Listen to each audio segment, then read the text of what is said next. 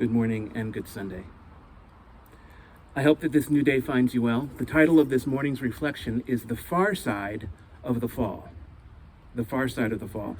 It's inspired by the spirit of healthy competition and by what we saw happening in the Olympics this past week or so, and by my 7th grade teacher, whose name was Mr. Tiplady.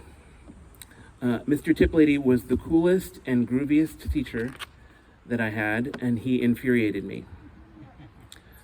He was the coach of our junior high school baseball team at Pine Brook, where I went to school in New Jersey, and it was bad enough that there were no tryouts for the baseball team. Everyone who wanted to be on the team was on the team. No questions asked. No talent required. Sometimes that was bad enough, but the really terrible thing about Mr. Tiplady was his coaching technique. It was the fact that everyone who wanted to play in any of the games could play in any of the games. So sometimes our team was winning going into the final innings of the game, and someone would say, "I haven't had a chance to play yet." And Mr. Tiplady would switch out one of the star players because one of the other kids wanted to play. It was a beautiful social practice, and it did not lead us to the first prize. In fact, it led us to last prize. We lost every game, every last one, except the game of life. In that game, we were undefeated, then and now. To all souls, I say good morning. It is good to be together. I'm hooked on a film. It's a hokey hero film, and I'm sure that at 56 I'm still working through my childish fantasies about being able to save the day. But I love this film. Every good boy wants to save the whole wide world. And I was one of those boys, and I still am one of those boys. I just no longer play with fire engines and superheroes and G.I. Joes with action grip, as far as I will admit publicly. I have far more sophisticated diversions. I have evolved. At least I tell myself that I've evolved. So the film that I'm hooked on is called Divergent. Has anybody seen it? Oh, nice. It's a pretty cool film. It's a PG, post-apocalyptic dystopian action thriller. Is that a fair description? It's a film in which the two lead characters, young man and a young woman, find themselves in a world they find themselves in love and beauty after the end of the world. The hero in the film is a young woman named Tris. Beatrice was her given name, but she was in the process of differentiating, of changing her name, stepping away from her parents. She was pulling away from them and pulling away from her family and even from her faction. You see, in the future world that survives the present one, society is organized into a series of factions. There are 5 factions in all, and I could explain this bit to you, but I think it's better if I let Tris do it. I wish I could show the film, but I cannot. But she's more articulate than I am and has all of the lines down pat, so I'm going to quote her. She knows the passage by heart, and she speaks it in the opening frame of the film. A film that opens in what looks like war-torn Chicago, but I'm not sure. For some reason, the Windy City is the place to be after the end of the world. But Trist says, "We are lucky to be in this city. They say it was terrible during the war, that the rest of the world was destroyed, and the founders built a wall around the city to keep us safe. And they divided us into factions to keep the peace. Smart ones, the ones who value knowledge, they're in a faction called the erudite. They know everything. They are the people who are called the Amity faction are the people who farm the land. They're all about kindness and happiness kindness and harmony. They're always happy. If you're in the faction called Candor, you value honesty and order. You tell the truth even when others wish that you would not." There are candors in every Unitarian Universalist church. Then there are Dauntless. These are our protectors, our soldiers, our police. They always do amazing things. They are brave, fearless, and free. Sometimes I think that the dauntless are crazy, and they probably are, end quote. The way the film unfolds, most of the people who watch and enjoy want to be dauntless. They do thrilling things. They wear cool leather. They have rad tattoos. They still nurture the childhood fantasies about being able to save the whole wide world. And there's a test that more or less tells you which faction you are going to be in. But there's also a rule that goes with the test that applies to everyone, which is that regardless of what the test says, you still get to choose your faction. The only complicating thing is that whatever faction you choose, you can't choose otherwise. Wherever you choose, that's where you end up. Only the best survive in this movie.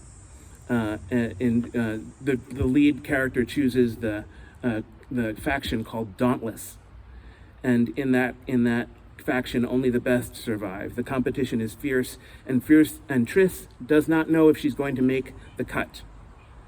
After a poor showing on one of the tests that would prepare her for admission, she learns that she's not going to make the grade.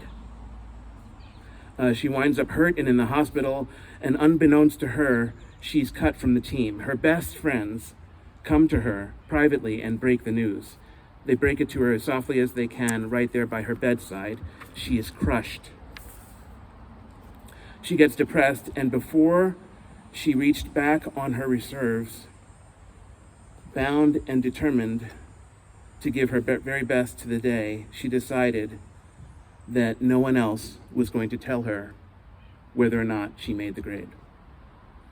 So the train, with all of the other Dauntless people, was leaving the station. The train carrying all of those who would qualify for Dauntless was leaving the station by the hospital, and Trist could hear the steam engines getting ready to depart. She could hear the heavy clang of the iron brakes of the train as they released their holdings. Slowly, at first, the train begins to inch away down the track, and Trist doesn't just lie there defeated. She gets up. She gets dressed, and she chases the train. If she misses the train, at least she knows and has shown herself the meaning of the word resilience. If she makes the train, good Lord, who knows what'll happen. If we had taken this test, what would our test results be? Or more importantly, no matter what the test said, in which faction do you belong? Are you erudite? Are you in amity? In candor? Tell the truth. Are you in abnegation? Are you in dauntless? In other words, are you smart or kind or honest or selfless or brave?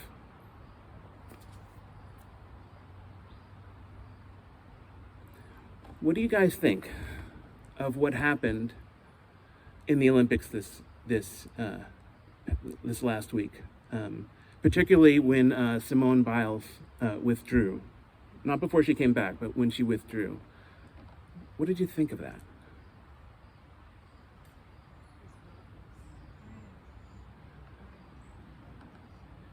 It's so interesting because the commentary was complicated, right? The commentary was critical of her decision to remove herself from competition, right? Just gonna get a shirt for a second, 1 second.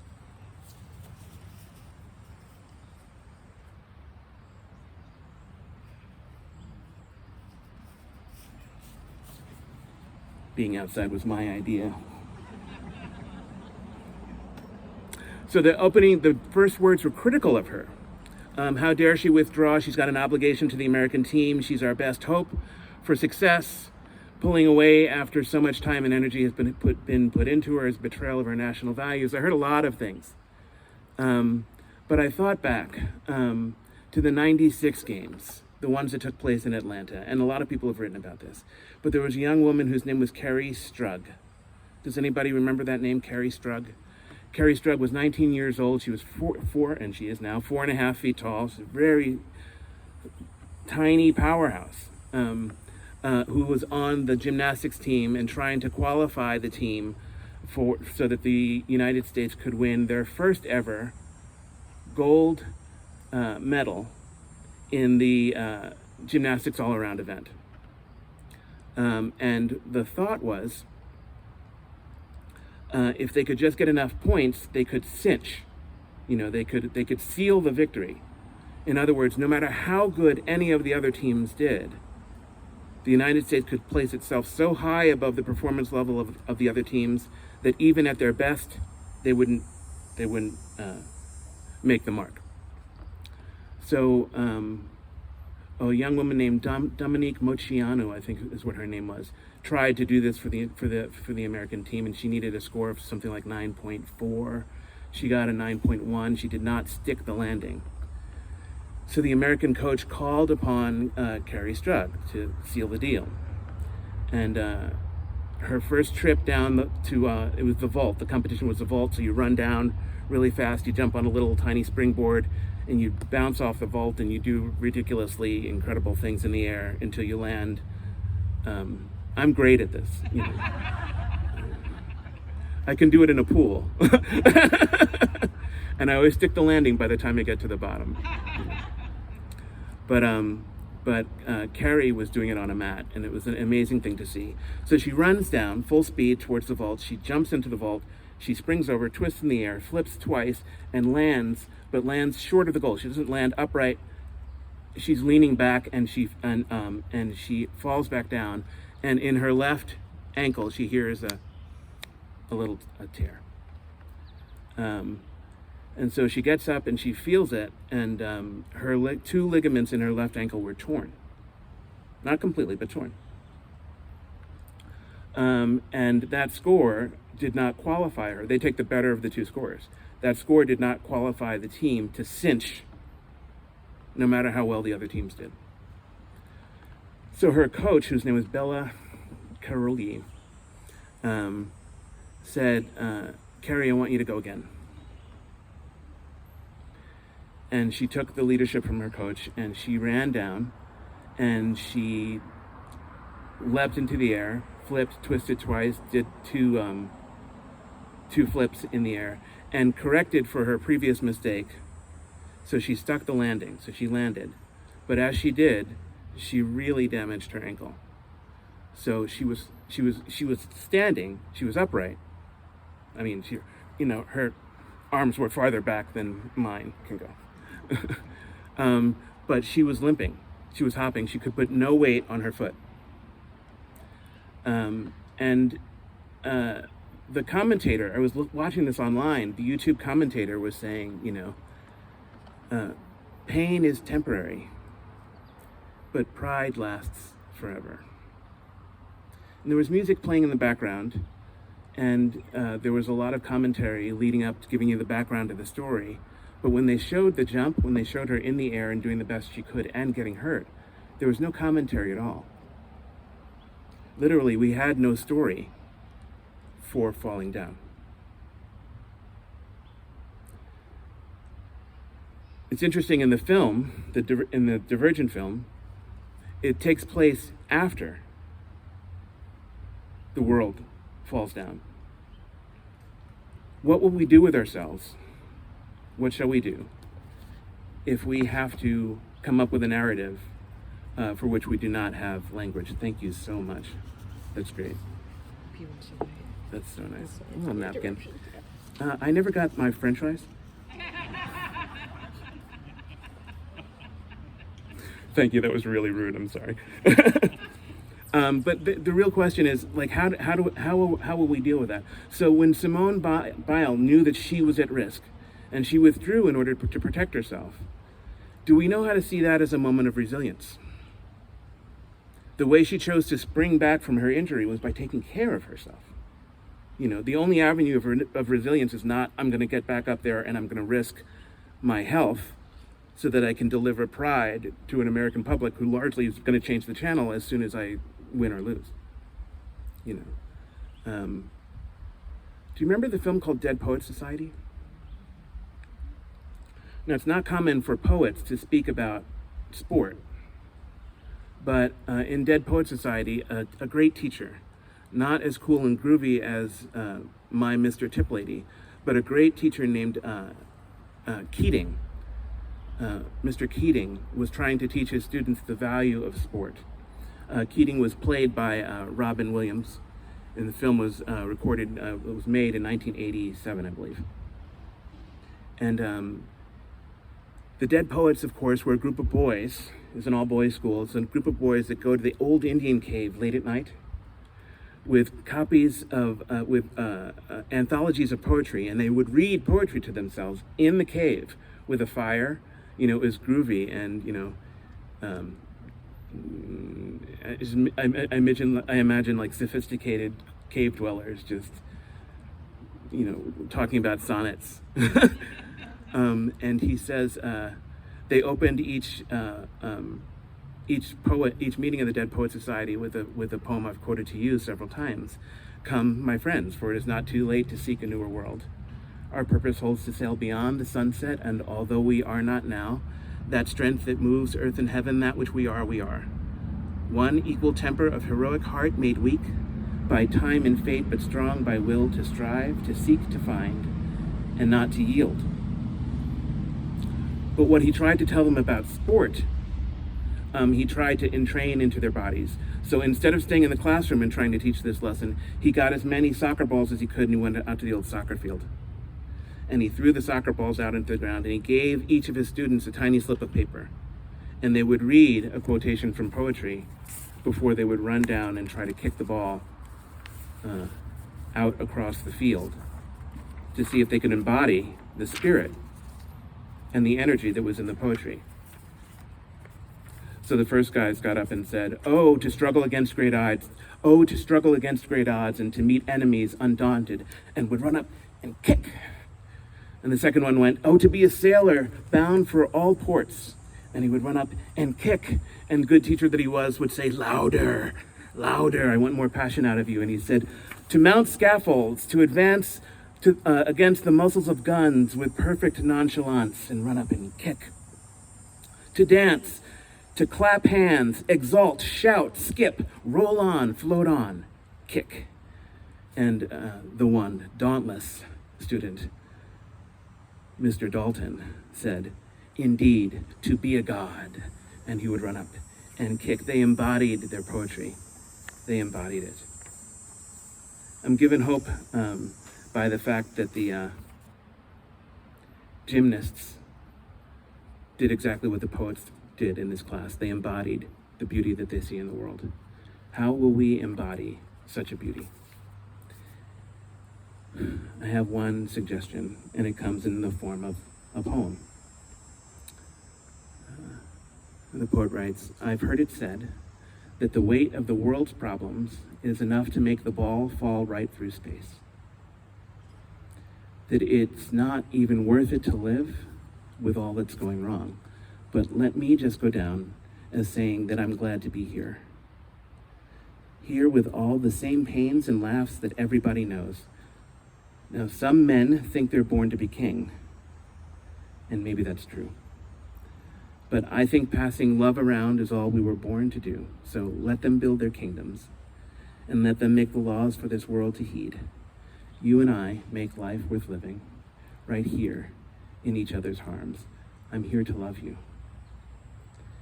If loving and compassion were a sport, we'd win the gold medal here. If we cleave to those ideas and keep our arms about one another in kindness, in brilliance, in honesty, in selflessness, and in fearlessness. May it be so. Blessed be, and amen. Yes.